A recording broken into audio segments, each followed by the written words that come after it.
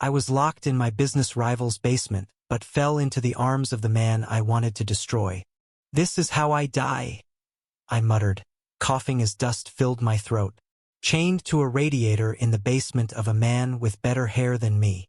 I laughed because the alternative was screaming. The place reeked of damp concrete and rust, a kind of purgatory only New York's forgotten buildings could offer. I yanked at the handcuffs again, metal clanking like mockery. My wrist bled. My ego bled harder.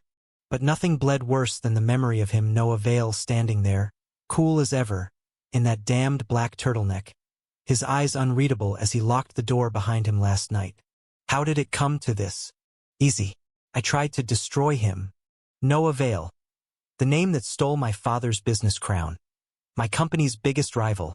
The man who kissed me in a rooftop bar 3 months ago before leaving without a word. Now I was in his basement. And God help May wasn't even angry. 3 months earlier. I first met Noah at a merger gala in Manhattan. He was laughing with the CFO of some biotech firm while I was 2 champagne flutes deep and plotting how to ruin his Q4. I hated how gorgeous he was, tall, sharp-cheeked, soft lips that looked like they'd tasted poetry. I hated how he talked, how he dressed, how the room tilted toward him. But most of all, I hated how he looked at me like he knew me. And I hated that I wanted him to be right.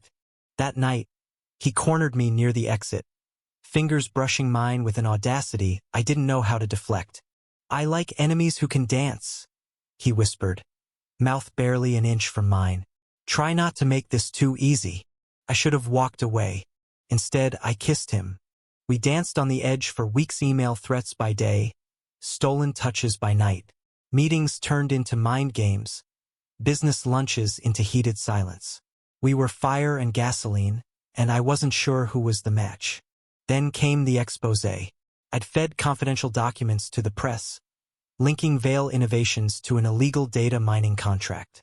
It was a hit meant to ruin him. It almost worked, until I came home one night, lights out, and a needle pricked my neck. Darkness. Then his basement.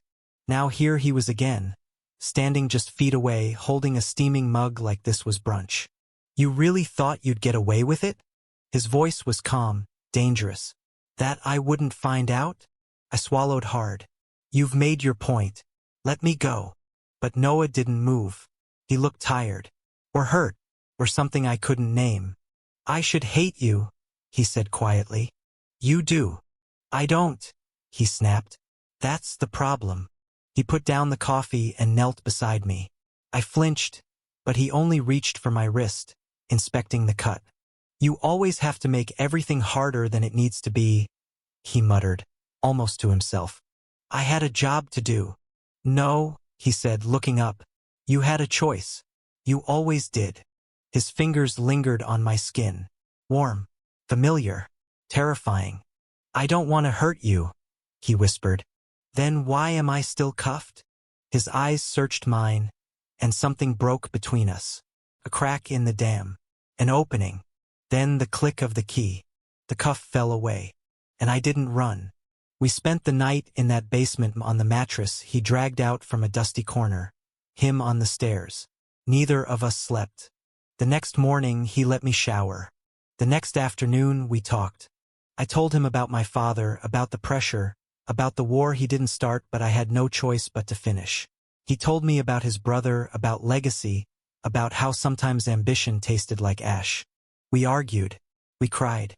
We kissed. God, we kissed. It wasn't tender.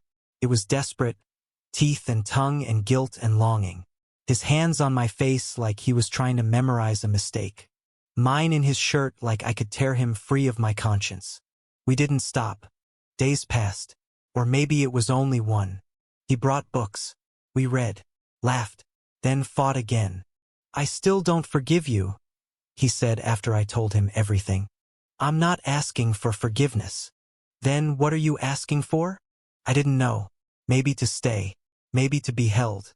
Maybe for a world where enemies could be more. Eventually, the world knocked. Police sirens. Reporters. My team had tracked me. They burst in like I was the victim. They called Noah a kidnapper. I told them he saved me. It's been 6 months. The press called it a scandal, then a love story, then a mess. We called it ours. Noah stepped down from Vale Innovations. I walked away from my father's company. We opened a consulting firm together, neutral territory. Some days we still fight, but most days we just sit on the balcony of our Brooklyn apartment, his hand on mine, my head on his shoulder, watching the sun paint the skyline gold. He looks at me sometimes and says, "I should have left you down there." And I kiss him and say, "Too late, you fell first."